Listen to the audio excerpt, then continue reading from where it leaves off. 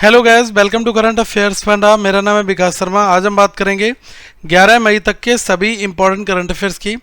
9 और 10 की जो पीडीएफ है वो मैंने एप्लीकेशन पे अपडेटेड कर दी है और उसके जो करंट अफेयर्स हैं वो इस वीडियो में भी शामिल हैं। ठीक है, तो आपको ये पूरा सेशन जो है वो यहाँ पर मिलने वाला है। और जो बैंक, रेलवे, एसएससी इसके जो एग्जाम्स हैं इसके लिए इंपॉर्टेंट सारे क्वेश्चन हम लोग डिस्कस यहाँ पर करने वाले हैं। सबसे पहले बात करेंगे आज हम क्वेश्चन ऑफ द डे की। देखो, कई बार जो क्वेश्चंस हैं वो आपसे इसमें से ही पूछे जाते हैं, तो हमारा बेसिक ऑब्जेक्टिव यही रहता है कि आपको कहीं ना कहीं से एक नया क्वेश्चन सीखने को मिले। In which country is the Darjeeling hydro electric project located. तो आपको बताना है कि जो ये हाइड्रो इलेक्ट्रिक प्रोजेक्ट है वो कौन से देश में स्थित है। ऑप्शन है आपके नेपाल, भूटान, बांग्लादेश और म्यांमार। कमेंट सेक्शन में मुझे बताइएगा। In India, National Technology Day is celebrated every year on a May 11 to commemorate which historical event। इसमें कहा गया है कि भारत में हर एक साल 11 मई को राष्ट्रीय प्रौद्योगिकी दिवस जो है वो मनाया जाता है। और ये जो नेशनल टेक्नोलॉजी डे है ये किस ऐतिहासिक घटना को याद करके मनाया जाता है। देखो गाइस, जो ऑपरेशन शक्ति प्रखर 2 न्यूक्लियर टेस्ट हुआ था उसकी मेमोरी में जो है ये बेसिकली डे सेलिब्रेट किया जाता है। इसके बारे में कुछ पॉइंट्स हम लोग यहाँ पर थोड़ा सा समझ लेते हैं। एक्चुअली क्या है कि भारत की जो साइंटिफिक पावर है ना और टेक्नोलॉजी, इन सब चीज़ों की ग्रोथ को हम एक जश्न के रूप में मनाते हैं हर एक साल 11 तारीख को। और 11 मई को ये जो दिन होता है इसको हम बोलते हैं नेशनल टेक्नोलॉजी डे। तो हुआ ये था कि राजस्थान के जो रेगिस्तान है उसमें ऑपरेशन शक्ति पोखरण 2 ये जो न्यूक्लियर टेस्ट हैं ये हुए थे। और जो इंजीनियर्स और वैज्ञानिकों ने यहाँ पर पार्टिसिपेट किया था हम उनके शौर्य को यहाँ पर सम्मानित करते हैं। और जो पूर्व प्रधानमंत्री अटल बिहारी वाजपेयी जी थे उन्होंने 1999 में आधिकारिक तौर पर इस दिन की जो घोषणा की थी। तो हम लोग जो एटमी पावर वाले बने थे वो 1999 में यहाँ पर बने थे। ठीक है, और जो राजस्थान के डेजर्ट हैं वहाँ पर ये टेस्ट जो है किया गया था। अमेरिका ने काफ़ी प्रेशर बनाए रखा था लेकिन फिर भी भारत ने कहा कि हम तो इसको करके रहेंगे। तो जो साल 2026 में है वो इस बार की जो थीम है वो बहुत इंपॉर्टेंट है। ये है responsible innovation for inclusive growth. तो ये जो है आप देख लीजिएगा। और ये जो थीम है वो भारत के जो है फोकस को यहाँ पर दर्शाती है कि हमने आर्टिफिशियल इंटेलिजेंस और सेमीकंडक्टर्स और स्पेस जैसे जो हाईटेक हमारे जो फील्ड्स हैं इनमें हमने काफ़ी आगे बढ़ा है। और ये भी सुनिश्चित करना है कि इनका जो एडवांटेज है वो ग्रास रूट लेवल तक भी यहाँ पर पहुँचे। और जो इसका महत्व है वो काफ़ी ज़्यादा है क्योंकि भारत एक परमाणु जो है संपन्न देश है, न्यूक्लियर कैपेबल स्टेट है। तो इसी चीज़ के होने के नाते जो ग्लोबल डीप टेक है उसको बनने की जो है वो हमारी एक जर्नी जो है वो उसकी मेमोरी जो है वो यहाँ पर आती है। और जो एक ट्रिपल अचीवमेंट वो क्या है यहाँ पर, वो ये है कि 11 मई का जो दिन था तो 1998 में एक ही दिन में 3 बड़ी जो ब्रेक थ्रूज थे वो यहाँ पर हुए। परमाणु परीक्षण हुआ और हंसा 3 जो विमान है इसकी उड़ान भी हुई। और त्रिशूल जो मोबाइल मिसाइल है, त्रिशूल मिसाइल परीक्षण इसका भी यहाँ पर हुआ। तो ये 3 बड़े काम हुए थे, त्रिशूल मिसाइल से टेस्ट और जो हंसा 3 एयरक्राफ्ट इसकी जो फ्लाइट है वो, और जो यहाँ पर हमने ये जो परीक्षण किया था, ठीक है, न्यूक्लियर टेस्ट। तो ये 3 बड़ी चीज़ें एक ही दिन में उपलब्धियाँ हुई थी।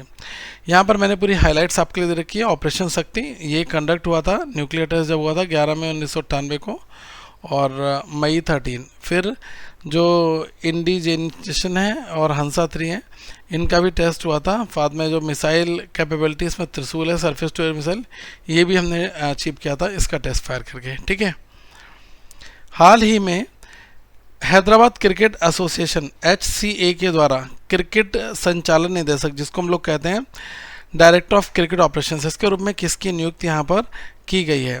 तो ऑप्शंस आपके सामने हैं, ये है मिथाली राज और अंबाती रायडू, BVS लक्ष्मण और मोहम्मद अजरुद्दीन। तो अंबाती रायडू जो है हैदराबाद क्रिकेट एसोसिएशन ने अपने जो फ्रेमवर्क है इसको इन्होंने फिर से एक बार जो रिवैम्प किया है और उसमें एक बड़ा इन्होंने कदम उठाते हुए अंबाती रायडू को अपना क्रिकेट ऑपरेशंस का जो डायरेक्टर है, director of the cricket operations, यहाँ पर नियुक्त किया गया है।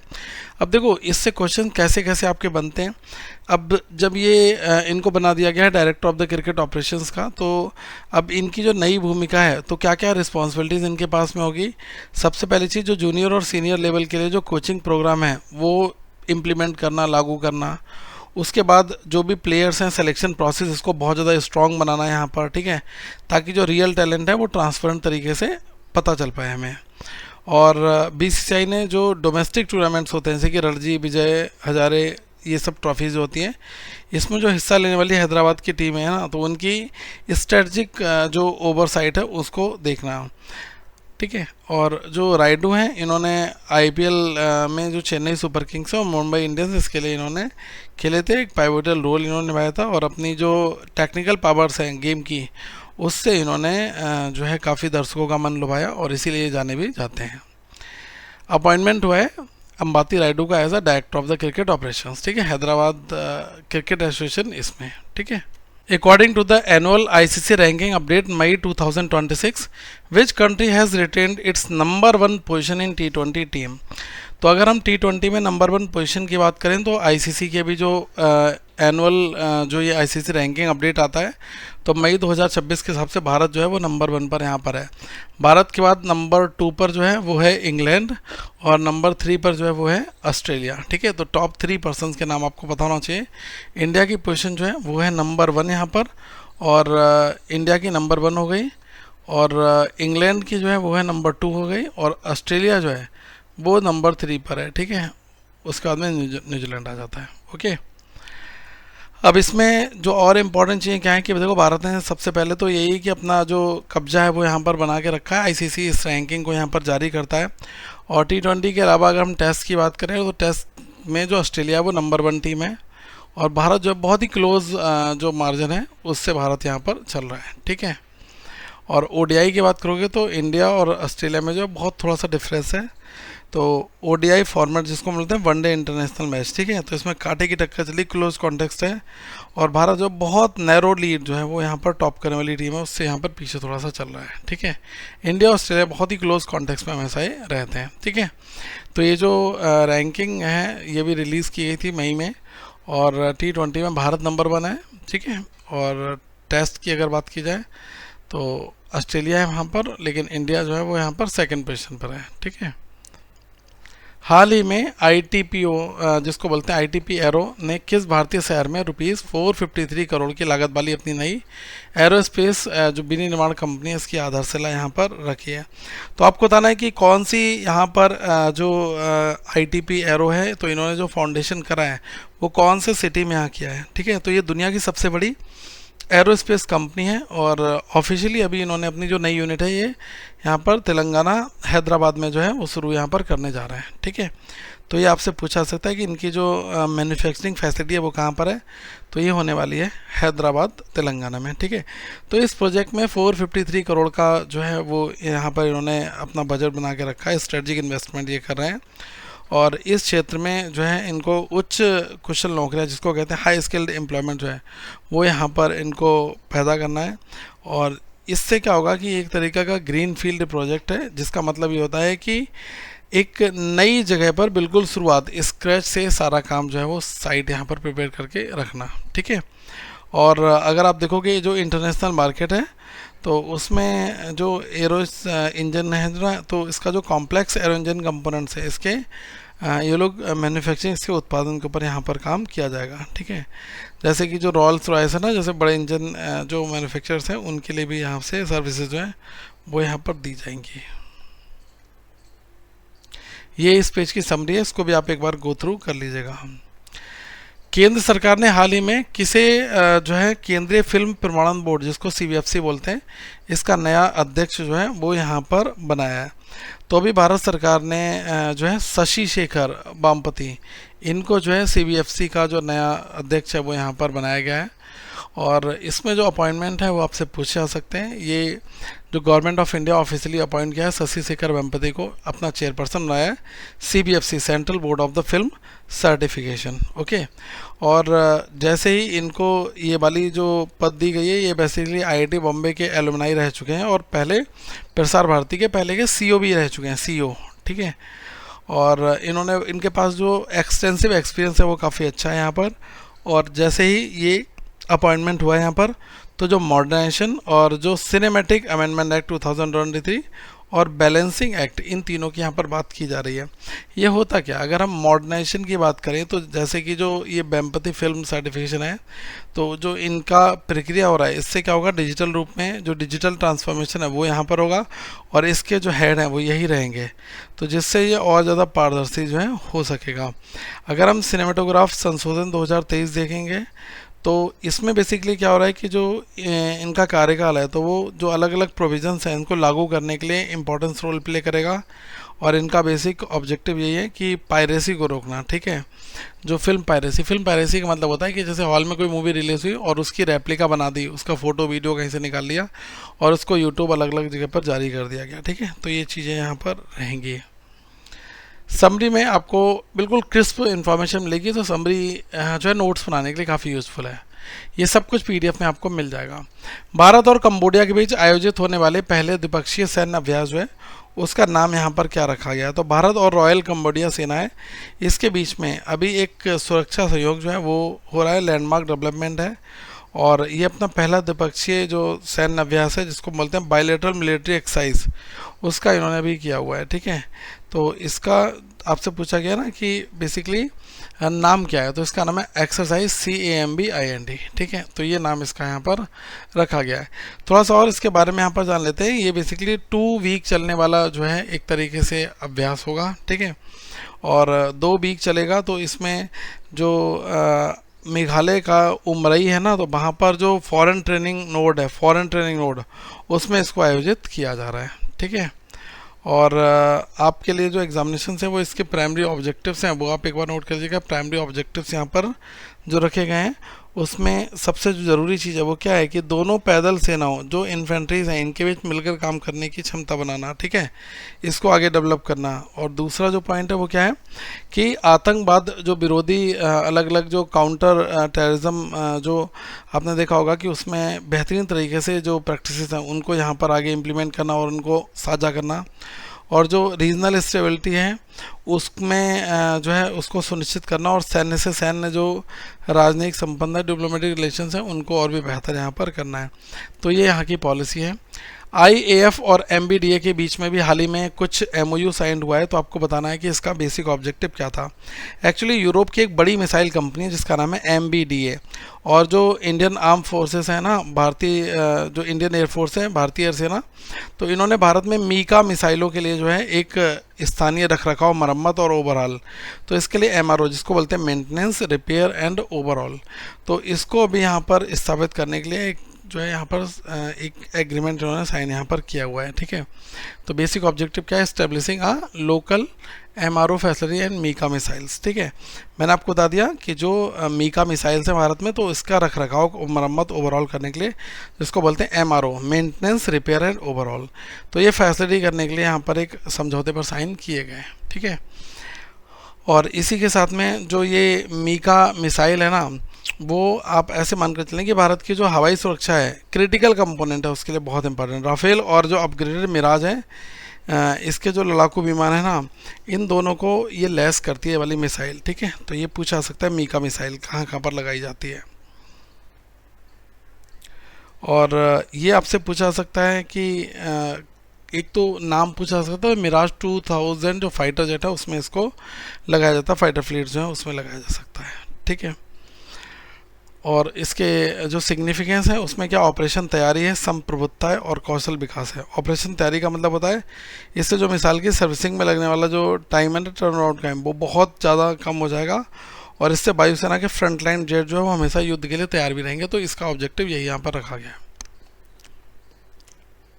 ट्रू कॉलर की ग्लोबल स्पैम रिपोर्ट 2026 के अकॉर्डिंग अगर बात की जाए तो स्पैम कॉल में जो सबसे ज़्यादा प्रभावित देश है उसमें भारत का कौन सा यहाँ पर स्थान है। एक्चुअली क्या होता है कि ट्रू कॉलर की एक इनसाइड ग्लोबल रिपोर्ट आती है जिसमें बताया जाता है कि कौन कौन से ऐसे कंट्रीज हैं जहाँ पर सबसे ज़्यादा स्पैम्स रिपोर्ट किए जाते हैं, तो उसमें भारत का जो स्थान है वो 5वां यहाँ पर रखा गया है। अब इसको आप ऐसे समझ सकते हैं कि जो कम्युनिकेशन फ्रॉड है इसकी जो थीम है ना वो एक तरीके से चेंज हो चुकी है। अब आप देखेंगे बहुत ज़्यादा यहाँ पर AI का भी इस्तेमाल जो है वो यहाँ पर किया जा रहा है। तो अभी ये जो true collar insight global report है, इसमें भारत का जो है 5th स्थान है मोस्ट स्पैम अफेक्टेड कंट्रीज़ की अगर हम बात की जाए। और जो ये एक मशीन एरा चल रहा है, आप ऐसे देख सकते हैं कि जो ये रिपोर्ट है कम्युनिकेशन फ्रॉड की, तो ये बता रही है कि एक नया बदलाव जो है वो यहाँ पर हो रहा है, जिससे एक मशीन युग, मशीन एरा यहाँ पर कहा गया है। क्यों? क्योंकि यहाँ पर ऑटोमेटेड सिस्टम और एआई द्वारा बहुत सारे डायलर ने बिल्कुल अनवांटेड कॉल्स जो हैं वो यहाँ पर किए, और अनप्रेसिडेंटेड लेवल्स जो हैं वो काफ़ी ज़्यादा रिकॉर्ड स्तर पर ये बढ़ गया है। अब ऐसा मैं क्यों कह रहा हूँ, आप देखेंगे कि आजकल एक कंप्यूटर है, एक्सेल सीट में नंबर डाल दिए गए 1000 लोगों के, और इन 1000 लोगों का मशीन ऑटोमेटिक 1-1 करके कॉल करती जाएगी, और उनके पास में ऑटोमेटेड मैसेज या एक कोई भी रिकॉर्डेड वॉइस मैसेज होगा वो भी यहाँ पर दिखाती जाएगी। तो इससे लोग जो हैं वो काफ़ी ज़्यादा यहाँ पर परेशान हो रहे हैं, और ये जो है वो काफ़ी ज़्यादा इंटेंसिफाई है भारत में। अगर आप देखोगे ये एक बहुत तेज़ी से और काफ़ी उग्र रूप इसने धारण यहाँ पर कर रखा है, क्योंकि जो अनजान कॉल है उसमें 66% को स्पैम या फ्रॉड के रूप में यहाँ पर इन्होंने फ्लैग किया है। तो ये रिपोर्ट जो है वो यहाँ पर इम्पोर्टेंट रहेगी। अच्छा, इसके बाद अगर आप देखेंगे कि जो इंडोनेशिया है वो टॉप है इसमें, और 79% स्पैम इंटेंसिटी है। उसके बाद में चीन और वियतनाम एंड द ब्राज़ील, तो ये कंट्रीज़ जो हैं वो लगातार इस लिस्ट में बने हुए हैं, लेकिन भारत की जो पोजीशन है वो यहाँ पर 5th वाली है। ठीक है, ट्रू कॉलर 2009 में बना था और स्टॉकहोम स्वीडन से ये है बेसिकली। डीआरडीओ द्वारा भी हाल ही में दिल्ली के बुराड़ी मैदान में उद्घाटित CBRN, जो ये फील्ड प्रशिक्षण और प्रदर्शन केंद्र है, इसका बेसिक ऑब्जेक्टिव क्या था, मुख्य उद्देश्य यहाँ पर क्या था, प्राइमरी ऑब्जेक्टिव पूछा है CBRN field training and demonstration centre का। अब देखो हुआ क्या कि जो डीआरडीओ है इनके अध्यक्ष हैं, इनका नाम है डॉक्टर समीर बी कामत।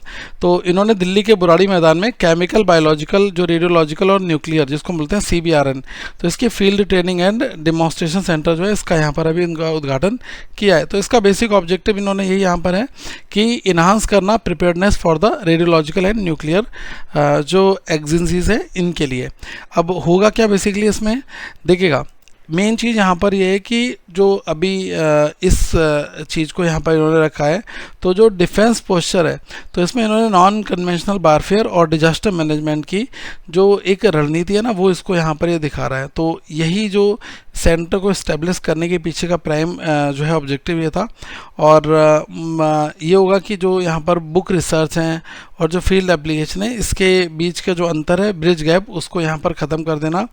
अब एक तरीके से जो रेडियोलॉजिकल और न्यूक्लियर टेस्ट बेड्स हैं, जिसमें रेडिएशन के पैटर्न को समझना और जो अलग अलग तरीके की जो बहुत ज़्यादा खतरनाक जो सामग्री है वो चीज़ भी यहाँ पर बताना। ठीक है, कि कैसे ये जो हजार्डस मेटल है इसको कैसे हमें मैनेज करना है, ये चीज़ काफ़ी इंपॉर्टेंट यहाँ पर रहती है। और जो इमरजेंसी मेडिकल रिस्पांस जो इनकी यूनिट है वो CBRN खतरों से जो भी अलग अलग तरीके के मेडिकल जो प्रोफेशनल्स हैं उनको ट्रेनिंग देना और इलाज के पैटर्न को भी यहाँ पर समझाना, वो भी यहाँ पर रहेगा। ठीक है, और अगर हम देखें ये कहाँ पर हुआ, तो ये बुराड़ी का प्लेन जो है वहाँ पर दिल्ली के बुराड़ी लोकेशन में है। और यहाँ पर जो नोडल एजेंसी है वो क्या है, INMAS जो है institute of the nuclear medicine and allied sciences, इसको यहाँ पर रखा गया है। ठीक है, तो मतलब पूरे क्वेश्चन का थीम ये है कि डीआरडीओ ने दिल्ली में एक CBRN ट्रेनिंग सेंटर हमने शुरू कर दिया है, जहाँ पर होगा क्या, केमिकल और न्यूक्लियर अगर कोई अटैक हो जा रहा है तो उससे निपटने की जो ट्रेनिंग है वो यहाँ पर दी जाएगी। और ये केवल रिसर्च तक ये लोग नहीं रखने वाले, यहाँ पर डॉक्टर्स और जो एक्सपर्ट्स हैं ना, तो उनको यहाँ पर कैसे काम करना है, कैसे मेडिकली ट्रीट करना है ऐसे लोगों का, तो उसकी ट्रेनिंग यहाँ पर दी जाएगी। और जो इंडियन आर्म फोर्सेस की जो यहाँ पर पर्सनल्स हैं वो, और जो आपदा प्रबंधन की जो टीमें होती हैं वो अलग अलग तरीके से यहाँ पर तैयार हो सकेंगी। ठीक है, S&P ग्लोबल रेटिंग्स की हालिया रिपोर्ट के अकॉर्डिंग जो फाइनेंशियल ईयर 2026-27 है, इसमें भारत की अनुमानित GDP वृद्धि दर जो है वो यहाँ पर कितनी की गई है। तो जो अभी S&P ग्लोबल रेटिंग्स है, तो इन्होंने 2026 की अपनी रिपोर्ट जो है उसमें एक प्रोजेक्शन ये दिया हुआ है कि वित्त वर्ष 2027 में जो भारत की GDP ग्रोथ रेट है वो घट जाएगी और घट कर रह जाएगी 6.6%। तो ये इतनी रहने का अभी यहाँ पर अनुमान यहाँ पर बताया हुआ है। अब ये क्यों कहा गया है, क्योंकि अलग अलग जो ये गैप है इसको अगर हमें कम करना है, तो S&P ने कुछ महत्वपूर्ण जो क्रिटिकल रिफॉर्म्स पिलर्स हैं इनकी यहाँ पर पहचान की है। अब इन पिलर्स में सबसे पहला क्या है कि लेबर रिफॉर्म्स। अब लेबर रिफॉर्म्स क्यों कहा गया है, क्योंकि जो काम करने वाली जो फीमेल्स हैं इनका पार्टिसिपेशन जो है वो ज़्यादा से ज़्यादा बढ़ाना, और अलग अलग राज्यों में जो लेबर कोड्स हैं इनको बहुत ज़्यादा सिंप्लीफाई करना।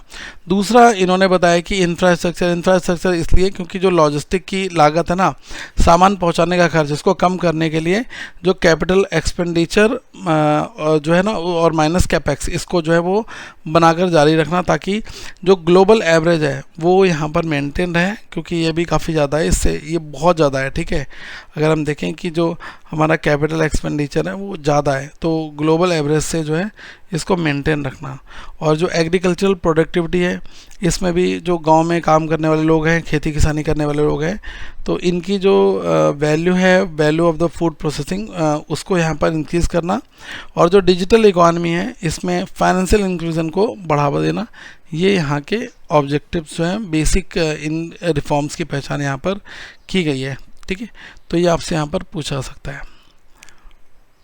मई 2026 में सुप्रीम कोर्ट कोलेजियम ने पंजाब और हरियाणा उच्च न्यायालय के न्यायाधीशों के रूप में कितने अधिवक्ताओं के जो नाम हैं इनकी यहाँ पर मंजूरी दी है। तो भारत के जो मुख्य न्यायाधीश हैं CJI सूर्यकांत जी, तो इनकी अभी चेयरमैनशिप में सुप्रीम कोर्ट कोलेजियम जो है ना, उन्होंने पंजाब और हरियाणा हाई कोर्ट के 10 वकील जो एडवोकेट है ना, इनकी सिफारिश यहाँ पर की है। ठीक है, तो हाई कोर्ट के जज के रूप में जो है 10 एडवोकेट जो है, अब इनका फर्दर रिकमेंडेशन यहाँ पर दिया गया है। तो 10 यहाँ पर एडवोकेट होंगे जो एज अ जज बनेंगे पंजाब एंड हरियाणा में। ठीक है, तो नंबर्स पूछे जा सकते हैं। चीफ जस्टिस का नाम क्या है, यह है CJI सूर्यकांत, तो ये आपसे पूछा जा सकता है। तो इसमें जो नाम है वो कौन कौन से मेन है वो भी आप एक बार यहाँ पर देख लें। तो प्रविंदर सिंह चौहान ये हरियाणा के एडवोकेट जनरल हैं, और हरमीत सिंह देओल ये पंजाब के एडिशनल एडवोकेट जनरल हैं, और मेजर रिटायर्ड नवदीप सिंह, तो ये ऐसे हाई प्रोफाइल जो कानूनी पेशेवर हैं, तो इन लोगों को यहाँ पर शामिल किया गया है।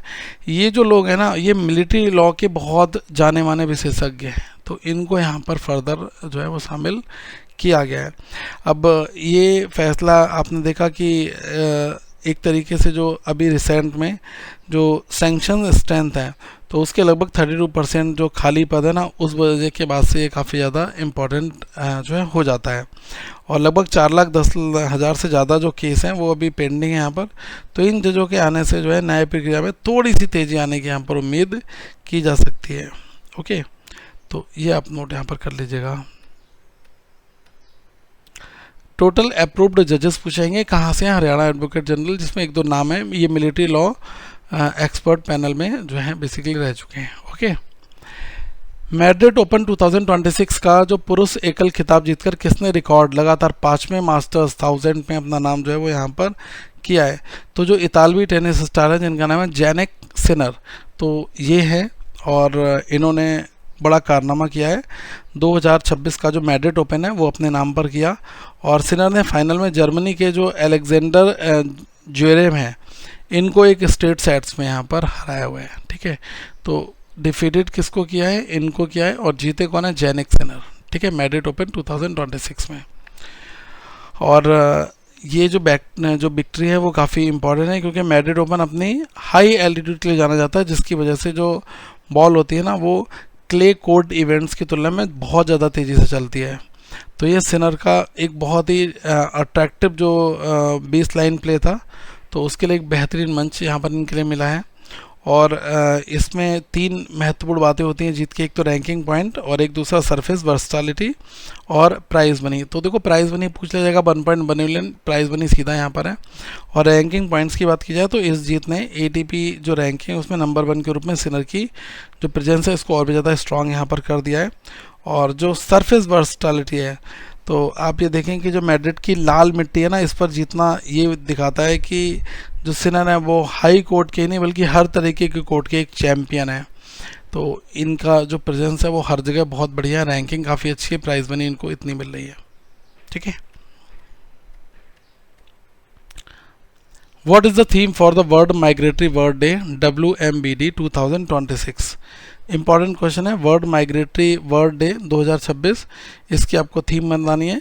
और बेसिकली क्या होता है कि ये जो साल 2026 में मेन जो डेज़ होते हैं वो 9 मई और 10 अक्टूबर होते हैं। तो 9 मई को ये निकल चुका है, और इस बार की जो इन्होंने थीम है वो रखी है every bird counts your observations matter. तो इस बार जो माइग्रेटरी वर्ड डे है ये काफ़ी इम्पोर्टेंट रहा, और एक तरीके का ये ग्लोबल लेवल का एक ऐसा प्रोग्राम होता है जो माइग्रेटरी वर्ड्स के बारे में लोगों को बताता है। माइग्रेटरी वर्ड्स का मतलब होता है कि दूर दराज से, जैसे आपने देखा कि रशिया से ट्रैवल करके समुंदर पार करके इंडिया में जो वर्ड्स आते हैं, ठीक है, तो इनको हम लोग माइग्रेटरी वर्ड्स बोलते हैं। अलग अलग आप देखेंगे कि जो बैटलैंड्स हैं वहाँ पर आते हैं, और एक अलग तरीके की पानी में एक घास होती है उसको ये लोग खाते हैं, यहाँ पर नेस्टिंग करेंगे, और यहाँ पर जो इनको फूड है वो काफ़ी अच्छी मात्रा में मिल जाता है, क्योंकि वहाँ पर जो टेम्परेचर है वो इनके रहने के लिए प्रेजेंट टाइम में नहीं रहता, तो इस वजह से ये लोग यहाँ पर अपना प्लेस जो है वो चेंज कर देते हैं। ओके, और इस बार जो 2026 की जो थीम है वो इम्पोर्टेंट है, ये है every birds counts your observations matter, यहाँ पर रखी गई है, ठीक है।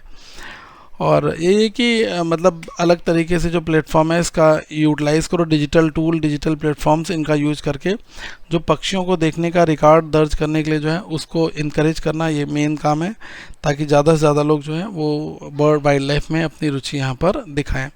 और जो ये जो माइग्रेटरी बर्ड्स होते हैं ना, ये बहुत सिग्निफिकेंट थ्रेट्स को फेस करते हैं, जिसमें हैबिटेट लॉस होता है, क्लाइमेट चेंज होता है, और जो लाइट पोल्यूशन है वो भी यहाँ पर हमें देखने को मिलता है।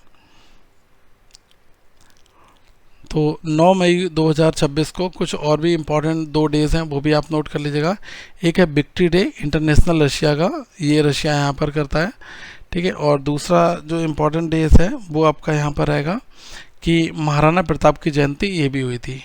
और अगर हम 10 मई की बात करें तो एक है मदर्स डे आपका, और एक है वर्ल्ड लूपस डे। तो वर्ल्ड लूपस डे की जो थीम है वो है make lupus visible. Mother's day तो मदर की जो सिग्निफिकेंस है इसको इम्पोर्टेंस देने के लिए यहाँ पर सेलिब्रेट किया जाता है। महाराणा प्रताप जी की जयंती जो है वो 16 सेंचुरी जो राजपूत बैरियर थे, किंग महाराणा प्रताप, इनकी बर्थ एनिवर्सरी को हम यहाँ पर सेलिब्रेट करते हैं। ओके, और ये भी ध्यान रखिएगा कि अभी रिसेंट में जो मई में डीफ अवेयरनेस वीक था 4 से 10 था, रेड क्रॉस वीक था 4 से 10 मई था, और जो maternal mental health awareness week था वो 4 से 10 मई था, ठीक है। तो ये 10 से 16 नेशनल हॉस्पिटल वीक होगा। बाकी ये जो चिल्ड्रंस बुक वीक है, तो ये अलग अलग जो वीक है ये आपके लिए एग्जाम में पूछे जा सकते हैं। जूनियर वेयर इंडिया जिसको बोलते हैं, तो इनका जो अंतरिम कंट्री हेड के रूप में जो है किसको नियुक्त किया गया, who has been appointed as the interim country head of the Julius Baer India. तो अभी रिसेंट में क्या हुआ है कि देखो ये जो क्वेश्चन है ना, ये कई आपको अलग अलग एग्जाम्स में मिल सकता है, क्योंकि ये रिसेंट अपॉइंटमेंट से रिलेटेड रहता है। तो राहुल मल्होत्रा जो है इनका यहाँ पर अपॉइंटमेंट किया गया, ठीक है। तो ये Indian wealth management landscape witness a significant leadership change on a Julius Baer the largest foreign wealth manager in India. ये बहुत बड़ी जो वेल्थ मैनेजर कंपनी है भारत में। तो अभी इन्होंने अपॉइंटमेंट किया है राहुल मल्होत्रा का एंट्रिम कंट्री हेड के तौर पर, ठीक है। क्योंकि अभी रिसेंट में जो उमंग पपेंजा है इन्होंने रिज़ाइन कर दिया, और ये जो सीईओ थे इसके, तो अब जो है नया फर्दर अपॉइंटमेंट है, वो लीडरशिप चेंज हुई है, तो उसमें इनका रखा गया यहाँ पर। हाल ही में अंडमान और निकोबार द्वीप समूह ने पानी के नीचे सबसे ऊंचे ह्यूमन स्टैक मानव मीनार के लिए विश्व रिकॉर्ड बनाया है। ये उपलब्धि जो है वो किस स्थान पर की गई? तो अभी क्या हुआ है कि जो अंडमान और निकोबार समूह है इसमें पानी के नीचे सबसे जो ऊंचा इंसानी लोगों का जो एक ह्यूमन स्टैक जिसको बोलते हैं ह्यूमन पिरामिड, ये यहाँ पर बनाया गया। और ये जो जगह है इसका नाम है हैवलॉक आइलैंड, ठीक है। तो वहाँ पर ये बेसिकली होता है। तो जो हैवलॉक आयोजन है, ये हैवलॉक जो द्वीप है यहाँ पर इसका आयोजन किया गया। तो एकदम साफ पानी, क्रिस्टल क्लियर वाटर्स में ये हुआ है। और इसमें क्या होता है कि जो 12 प्रोफेशनल जो ड्राइवर्स हैं ना, वो यहाँ पर थे, गोताखोर जो थे वो यहाँ पर थे। इन्होंने 10 मीटर पानी की गहराई में अंदर जाकर एक दूसरे के साथ खड़े होकर जो है ये एक जो है इन्होंने फॉर्मेट यहाँ पर बनाया, ठीक है। तो जो tallest human stack under water है, ये 12 प्रोफेशनल्स जो गोताखोर है इन्होंने मिलकर बनाया हैवलॉक आइलैंड यहाँ पर। महिंद्रा ग्रुप के द्वारा अभी जो है नए ग्रुप चीफ इंटरनल ऑडिटर के रूप में किसकी नियुक्ति यहाँ पर की गई है? तो अभी जो डाइवर्सिफाइड जो इसका फंड होता है ना, तो उसमें इन्होंने अभी 1 जुलाई 2026 से बिमल अग्रवाल है ना, तो इनको ये लेकर आने वाले हैं ग्रुप चीफ इंटरनल ऑडिटर के रूप में। ओके, तो ये पूछा जा सकता है, महिंद्रा ग्रुप है, इन्होंने बिमल अग्रवाल इनका अपॉइंटमेंट किया है ग्रुप चीफ इंटरनल ऑडिटर और 1 जुलाई 2026 से, ठीक है। तो ये अपॉइंटमेंट काफ़ी इंपॉर्टेंट रोल प्ले करेगा। और अभी रिसेंट में अगर आप ऐसे देखो कि जो महिंद्रा हॉलीडेज़ एंड जो रिजॉर्ट इंडिया लिमिटेड है, जिसको बोलते हैं MHRIL, ठीक है, तो इसके जो CFO के रूप में ये काम कर रहे हैं, और इससे पहले भी पेप्सिको इंडिया और महिंद्रा लाइफ स्पेसेस में जो है वो अपनी लीडरशिप रोल्स ऑलरेडी दे चुके हैं।